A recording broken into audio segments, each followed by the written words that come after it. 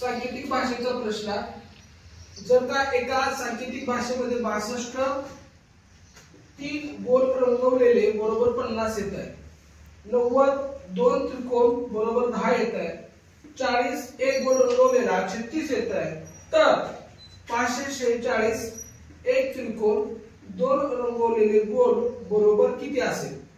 हा एलिमिनेशनला 100% प्रश्न येतो। अशा वेळेस काय करायचं की हे काय दिलाय हा पहिल्यांदा कोड समजून घ्यायचा, ह्याच्यात काय क्रिया केली आहे तर आपल्याला कळत आहे की ह्या 62 मधून किती वजा करायला पाहिजे? 12 वजा करायला पाहिजे, त्याच वेळेस 50 येत आहे। ह्या 90 मधून किती वजा करायला पाहिजे? 80, त्याच वेळेस 10 येत आहे। ह्या 40 मधून 4 वजा करायला पाहिजे, त्याच वेळेस 36 येत आहे। हे एवढं कळतंय आपल्याला।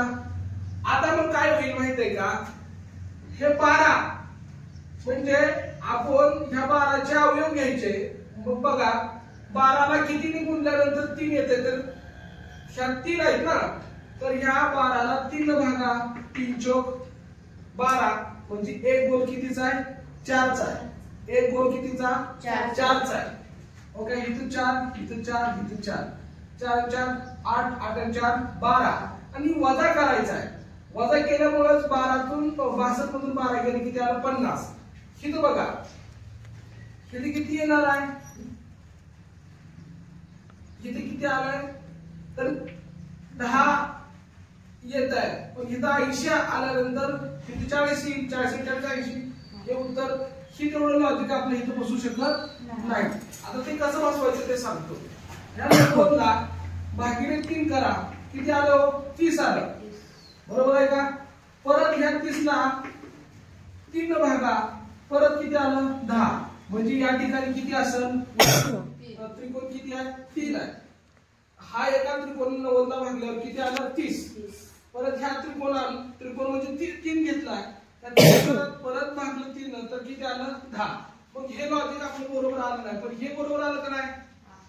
किती? 4 आहे, म्हणजे 62 मधून पहिल्यांदा वजा करा। बघा बरं का, 62 मधून एक इथं बघा पहिला ह्या 62 मधून ह्याला आपण काय घेणार आहे? 4 घेणार आहे।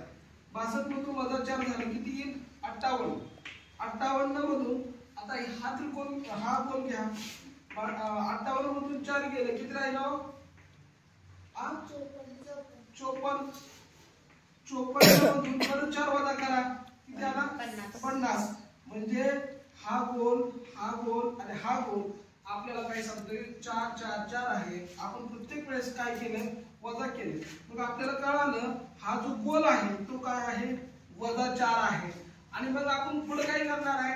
हा त्रिकोण आहे, भागिले 3 घेणार। हा एक त्रिकोण त्याला भागणार, किती आला? 30।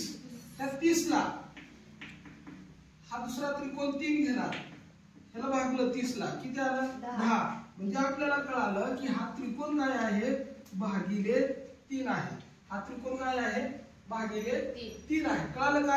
आता उत्तराकडे जाऊ। उत्तर बघा आता 546 एक त्रिकोण आहे म्हणजे काय हो? भागिले 3। परत गोल रंगवलेला आहे, गोल काय सांगतो? -4 आणि परत -4। आता पहिल्यांदा 546 भागिले 3 -4 -4 अशा वेळेस कंचे भागू बेव हे सूत्र वापरतात। पहिल्यांदा काय करणार?